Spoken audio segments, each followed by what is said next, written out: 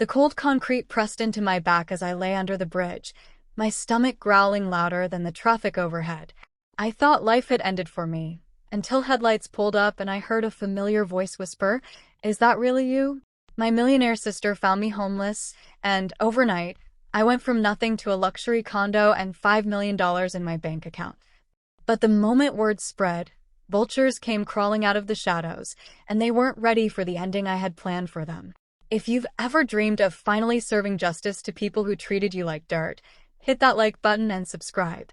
Today's story is about betrayal, greed, and one of the most satisfying revenge payoffs you'll ever hear. My name is Evelyn Carter, and the night my life collapsed, I was sleeping under a highway bridge with nothing but a thin blanket that smelled of mildew and gasoline. The sound of rushing cars above me wasn't white noise. It was a cruel reminder that the world kept moving while I stayed stuck in the same nightmare. The pavement was hard, biting cold seeping into my bones. My stomach growled so loudly it startled me sometimes, echoing off the concrete walls like a cruel joke. I'd been surviving on stale sandwiches from a shelter that only opened 3 days a week. On the other days, I scavenged. A bruised apple here, half a bagel from a trash bin there. I wasn't always like this.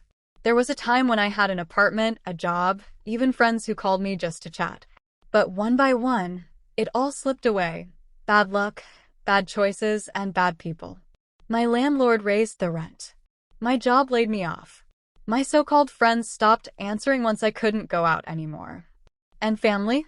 Well, family had been a complicated word for me long before I found myself counting coins for a cup of coffee. That night, I hugged my knees tight, trying to keep warm. I told myself it couldn't get worse. But even as I whispered those words, I knew life always had a way of proving me wrong. Then came the moment, the headlights. At first, I thought it was just another cop, or maybe someone looking to scare me off their stretch of concrete.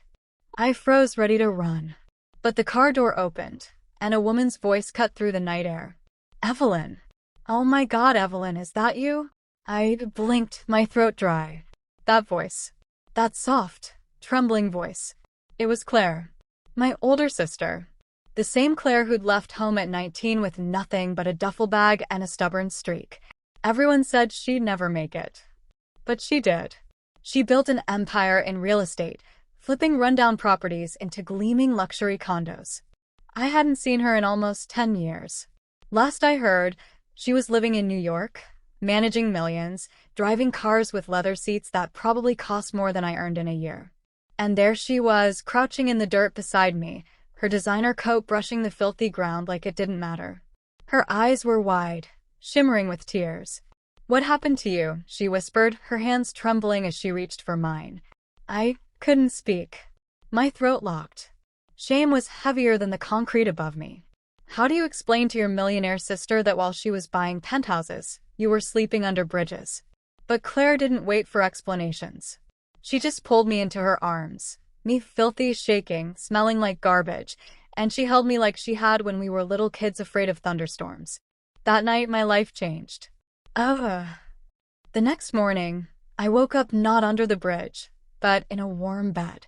Egyptian cotton sheets, a plush duvet, the kind of pillows you sink into like clouds. For a moment, I thought I was dreaming. But then I smelled coffee. Real coffee. Not the burnt, bitter kind from shelters, but fresh ground, rich, dark roast. Claire walked in holding a tray with eggs, toast, and orange juice. She smiled, though her eyes were red from crying. "Eat," she said softly. "We'll talk later." And so I ate. God, I ate like I hadn't seen food in months. Tears blurred my vision as I shoveled scrambled eggs into my mouth. She didn't comment on it. She didn't judge. She just sat quietly, watching me, her hand resting gently on mine whenever I paused. Finally, after I'd eaten, Claire leaned back. "Evelyn, you're not going back there. Not ever. Do you hear me? You're my sister. I should have found you sooner." Her voice cracked, but she didn't break eye contact. "From now on, you're safe." I wanted to argue. I wanted to tell her she didn't need to save me, that I wasn't her responsibility. But the truth? I was too tired to fight. Too tired of pretending I could handle this alone. That afternoon, Claire took me to a high-rise building overlooking the river. We rode the elevator to the 22nd floor, and when the doors opened, I swear my knees went weak. "This is yours," Claire said simply. "A condo. My own condo. With floor-to-ceiling windows, polished hardwood floors, and a balcony that looked out over the city skyline." My reflection in the glass looked like a ghost who'd wandered into someone else's life. I stammered, "Claire, this is insane. I can't." She pressed a set of keys into my hand and cut me off. "Yes, you can. And you will. You're my sister. Family." And then, like it was nothing, like she was handing me grocery money, Claire wrote me a check. Not for rent. Not for bills. A check for $5 million. My hands shook so hard I almost tore the paper. "Claire, I can't take this." You can. And you will," she said firmly, her tone leaving no room for debate. "I worked my ass off to get here, but I never forgot where I came from. You deserve a new start." My chest ached with something I hadn't felt in years, hope. For the first time, I believed I might not just survive, but live.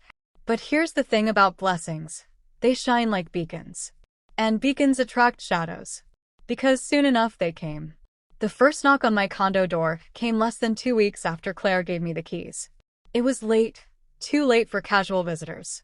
The city lights glittered outside my balcony, and I was curled up on the couch, sipping hot tea and trying to believe this life was really mine now. The knock startled me. 3 sharp raps. I hesitated. No one knew me here. I hadn't given out my address. My stomach tightened as I crept to the door and peered through the peephole, and my blood ran cold. It was my parents. The same people who hadn't spoken to me in years. The same parents who told me I was a disappointment, a failure, a waste of potential. I unlocked the door slowly, my hand trembling. Mom's face split into a wide smile, too wide. Dad's eyes flicked past me, scanning the condo behind me with thinly veiled hunger. "Evelyn!" Mom exclaimed, throwing her arms around me like we were long-lost friends. "Oh, honey, you look wonderful." I froze. I didn't know how to hug someone who once told me I should stop embarrassing the family and figure my life out. Dad didn't bother with affection. He stepped inside, uninvited, his gaze sweeping across the polished floors and glass windows. "So, this is where you're living now, huh?" His voice was low, but I caught the bitterness tucked inside it. I swallowed. "How did you even?" "Claire told us." Mom cut in quickly, her tone light, rehearsed. "She called last week. Said she'd found you." "Oh, Evelyn, we're so happy you're safe." "Happy?" No. That wasn't what I saw in her eyes. What I saw was calculation. I tried to breathe evenly, reminding myself this was different now. I wasn't under the bridge anymore. I had keys, security money. I had power, at least more than I'd had before. But then Dad's words cut through my fragile calm. "So Claire set you up with this place, huh? Must be nice having a sister with deep pockets. Maybe now you can finally contribute to the family instead of being a burden." There it was. The sting beneath the surface.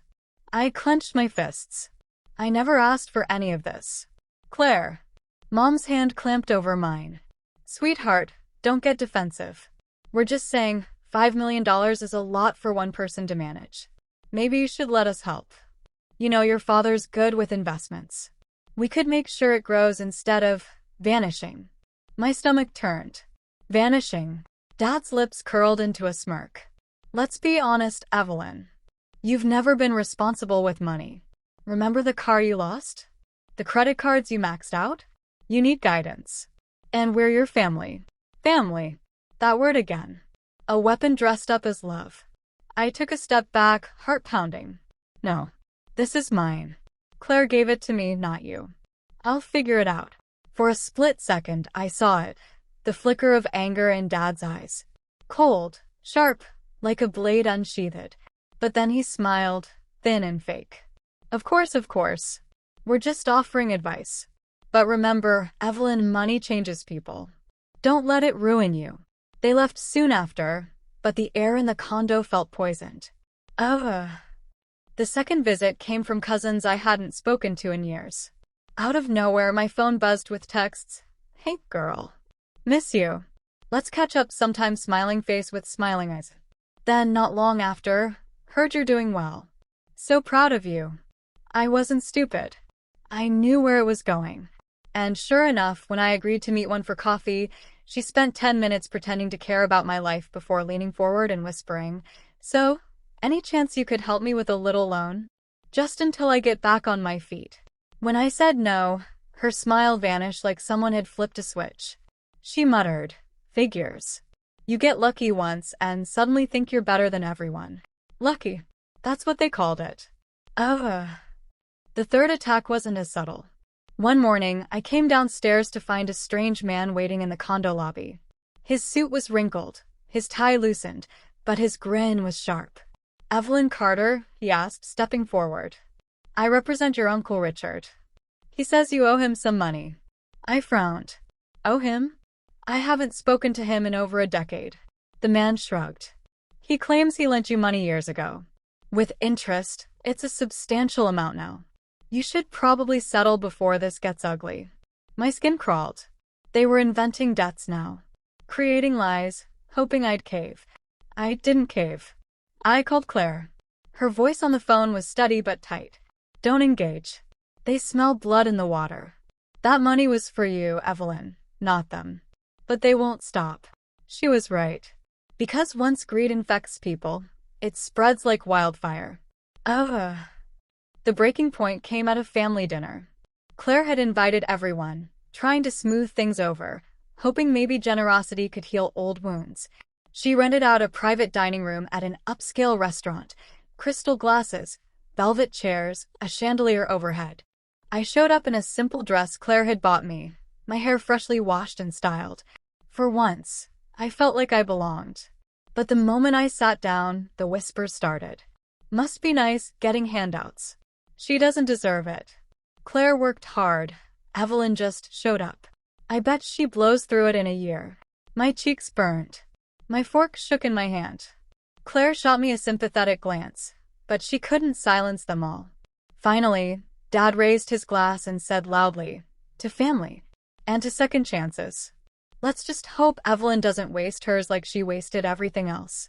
Laughter rippled around the table. My heart cracked. I wanted to scream. To stand up and tell them they didn't know what it felt like to sleep under bridges, to starve, to choke on shame every single day.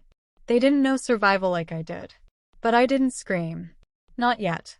I swallowed my anger, every word like glass in my throat, because I realized something in that moment. They weren't going to stop until I made them. And that's when the seed of revenge planted itself in my chest. I wouldn't just defend myself. I would show them. I would make them choke on the very greed they tried to weaponize against me. I had $5 million, a condo, and a sister who believed in me. For the first time in my life, I had resources. And I was going to use them. Not for them. Not for forgiveness. For payback. That night at the restaurant, when Dad's toast landed like a fist to my chest, something inside me shifted. It wasn't just embarrassment. It wasn't the whispers or the fake concern. It was the casual cruelty, a family treating another human like a problem to be solved, a stain to be erased. I left the table without saying goodbye. I walked the city streets until my legs ached, the cold air clearing my head. I replayed every slight, every cutting joke, every time my parents said I was not their kind or too much work. I thought about the nights under the bridge, the hunger, the shame. I thought about Claire standing in the dirt and scooping me into her arms as if my worth had always been obvious to her. And then the rational part of my brain, the part that had learned to survive by reading people like a map, snapped into focus. These people had always used leverage, guilt, and manipulation. They believed the world still worked the way it used to. You beg, they decide whether to help. But leverage could be turned. Fear could be put in their shoes. If they were going to treat me like a meal ticket, I would become a creditor they couldn't bully, a public figure they couldn't quietly shame, and a legal force they couldn't infiltrate. So I slept for a few hours and then I woke up and acted. First call Claire. She picked up after 2 rings, still sounding like she hadn't slept. "Where are you?" she asked. "In the condo," I said. "I need your help." "Not charity help. Strategy." A laugh, sharp and relieved. Finally. About time. Tell me. I laid it out. The visits, the fake debts, the dinner, the whispers. I told her about the man in the lobby and the cousin who suddenly remembered me when she found out I had money. I told her what it felt like to have your life bought for you, and then watched like livestock. Claire listened, then said, "Good. Because the right thing now isn't charity. It's protection. And show. And boundaries. I'll be there by noon." Within hours, Claire had arranged a small war room. Her assistant brought folders. A smart-looking woman with cropped hair and a calm voice introduced herself as Ava, a lawyer Claire worked with. Ava's eyes scanned me with no pity, just interest, which felt oddly better. First, Ava said, "We make sure everything is legally sound. You do not sign anything without counsel. You do not lend money. You don't entertain family investments. We'll put your assets in a trust. We'll set up a corporate entity that holds the funds. That way, you have control without being publicly vulnerable to petty claimants." The word trust sounded foreign but powerful. It felt like armor. Second, Ava continued, "We gather evidence. Anything they've said, done, or tried to claim. Calls, texts, witnesses. If they manufacture debts or try to make claims, we will have a record showing they're predatory."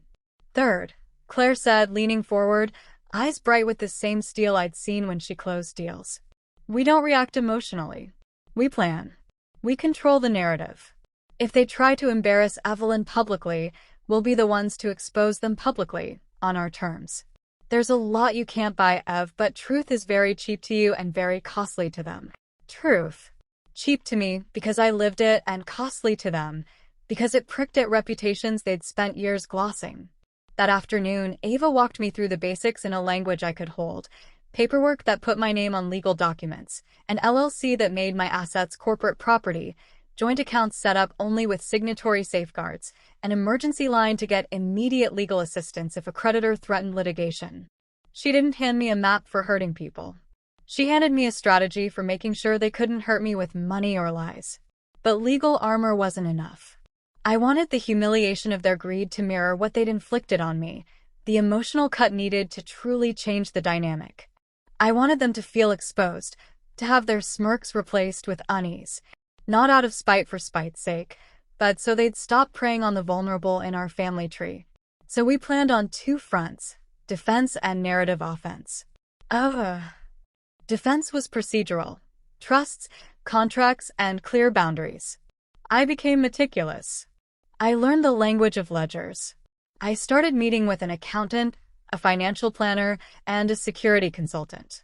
We set up passwords, aliases, and a charitable foundation, more on that later, to insulate my assets and give me control over any money flows. But the fun, and the part that fed the small, savage satisfaction inside me, was narrative offense. If they believed they could bully me privately, I would hand them a theater where the audience could see what they were. We began to collect stories. Claire hired someone who would, in another life, have called themselves a private investigator. He checked public records, dug up old mortgage papers, and found the subtle handprints of my parents' financial maneuvers. Quiet loans that had never been repaid, signatures that looked suspiciously like they'd been produced by rote, a realtor my father had used who specialized in quick, under-the-table deals. He found copies of texts where my mother joked about fixing Evelyn up to save face, and a voicemail from my uncle that hinted he expected repayment for imaginary loans. It wasn't dirt to sell. It wasn't blackmail. It was, in Evelyn's speak, receipts. Receipts that told a coherent story. These were not benevolent relatives. They were opportunists. We made a decision. We would not secretly leak anything. No anonymous posts. No vindictive emails. If we exposed them, we would do it openly, cleanly, and in a way that highlighted the hypocrisy. Our plan had 3 parts. 1. Expose their pattern, a private family meeting where I would lay out the facts in front of a small circle of people who mattered. A journalist friend Claire trusted, a boutique PR agent, and the relatives who had already shown true colors. The goal: see how many of them sided with the predators when the predators were named. Truth as litmus test. 2. Set a public mirror. I would launch a small community initiative in the neighborhood where I used to live, a soup kitchen and job readiness program targeted at people like me. I'd underwrite it publicly in my name and in Claire's, invite the family to support it, and then show, through press and social media, who actually contributed. Those who begged publicly for recognition would be revealed as vultures. Those who helped quietly would be highlighted as decent humans. Power of optics. 3. Deliver a legal sting if needed. If they manufactured fake debts or tried to seize assets, Ava would file restraining notices and, if necessary, civil suits. Not to bleed them dry, but to establish a clear record and deter future predation. We were careful not to cross ethical lines. The plan wasn't to ruin anyone's life. It was to stop predation and to pivot the moral spotlight.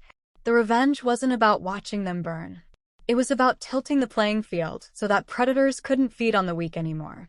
In the quiet hours, when the condo hummed with the refrigerator and the city's distant pulse, I let myself imagine the scene. A gala maybe. A ribbon cutting for the community center. The family sitting under the same chandelier that had mocked me.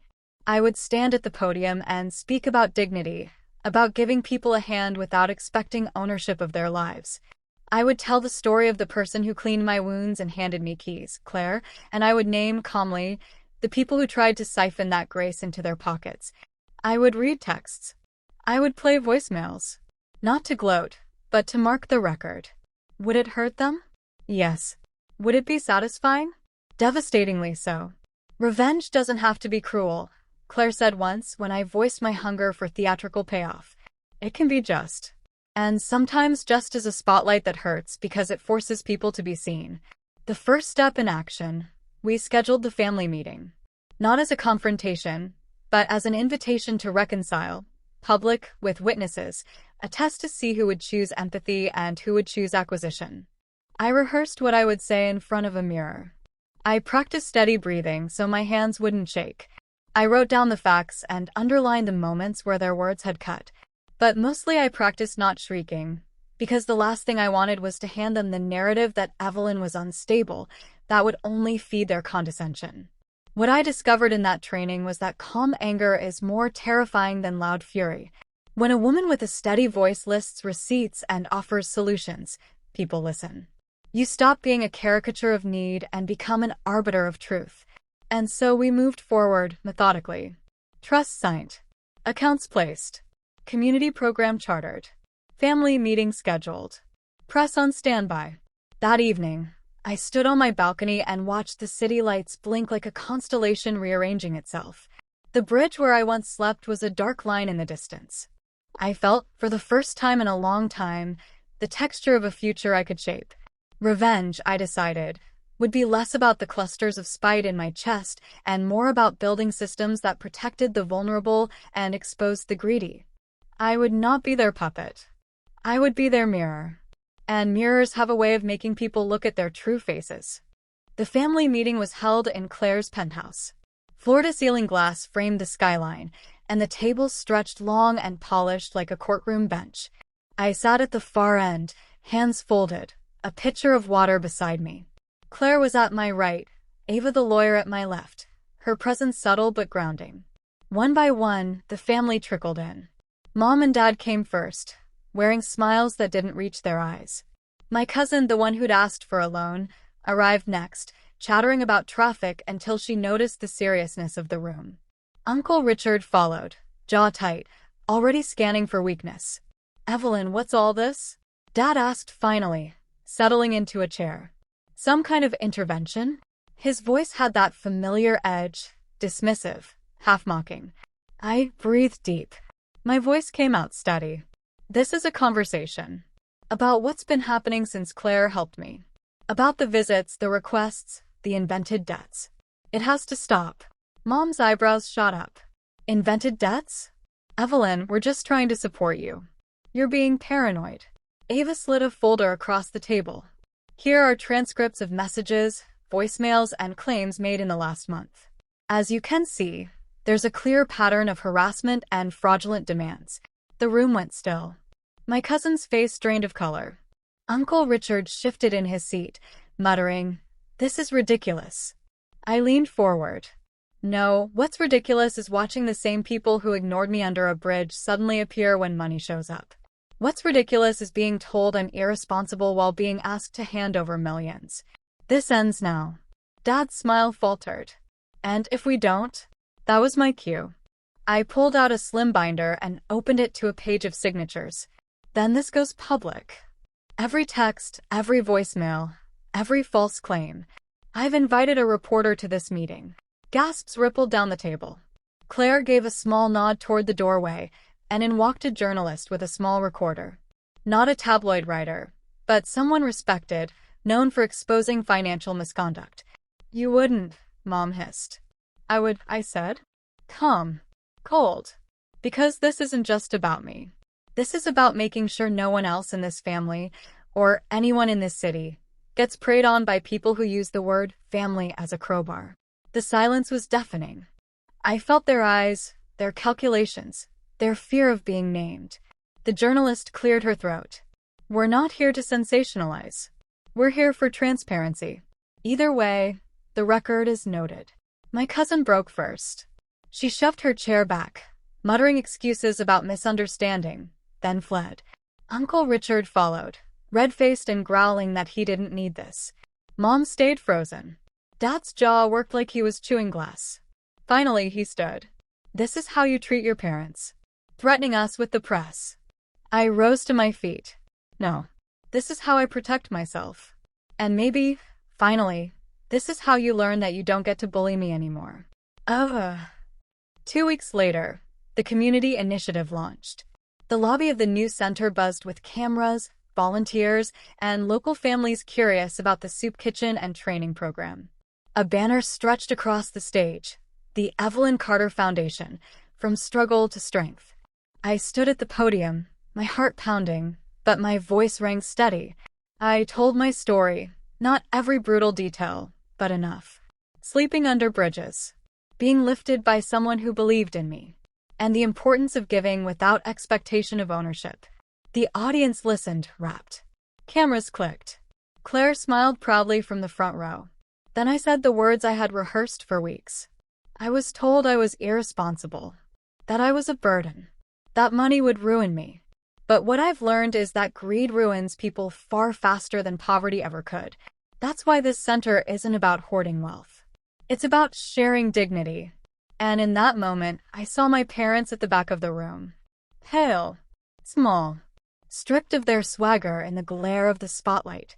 They had come expecting to control me. Instead, they were the ones exposed. The night after the community center launch, my phone wouldn't stop buzzing. News outlets had picked up the story. Headlines read, "From homeless to hope, woman builds center after sister's gift." Exposing family greed, courageous speech sparks conversation. Comments poured in online. People I didn't know cheered. Strangers wrote that my words gave them courage. But buried in the glow was the most satisfying sight of all, silence from my family. For once, the people who had laughed at me, dismissed me, and tried to strip me bare had nothing left to say. It didn't stay quiet for long. A week later, my parents showed up at the condo again. But this time, the concierge called before letting them up.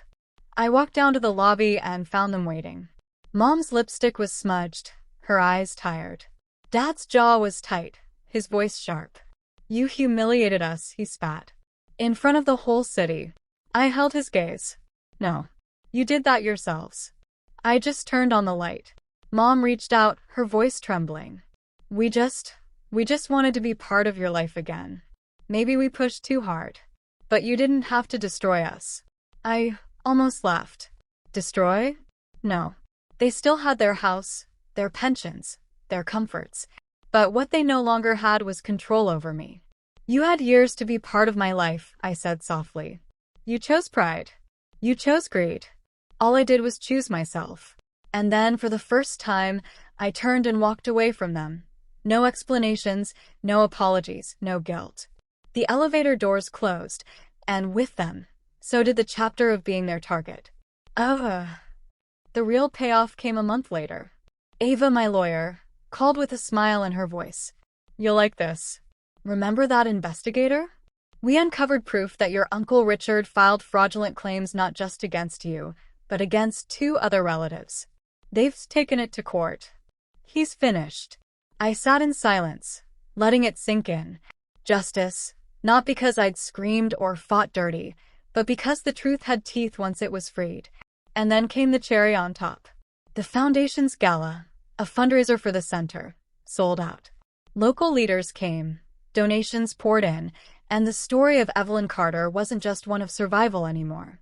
It was transformation, power, legacy.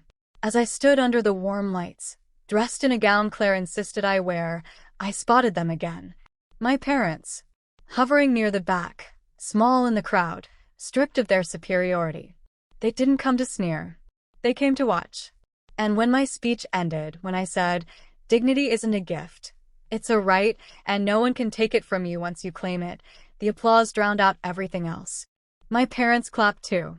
Softly, reluctantly, but they clapped. Because they had no choice. That was the revenge. Not screaming. Not revenge through ruin. But revenge through becoming undeniable. Through forcing them, and everyone else, to see the woman they had once left under a bridge now commanding a room full of power and respect. When I went home that night, I stood on the balcony of my condo. The bridge where I once slept was visible in the distance, its shadow stretching like a scar across the city lights. But it didn't hurt to see it anymore. Because scars don't define you. They remind you. I wasn't just Evelyn, the failure, the disappointment, the burden. I was Evelyn, survivor, builder, voice. And if there's one thing I've learned, it's this. The sweetest revenge isn't ruining your enemies. It's thriving so completely that they can't ignore you, and watching their cruelty collapse under the weight of your success.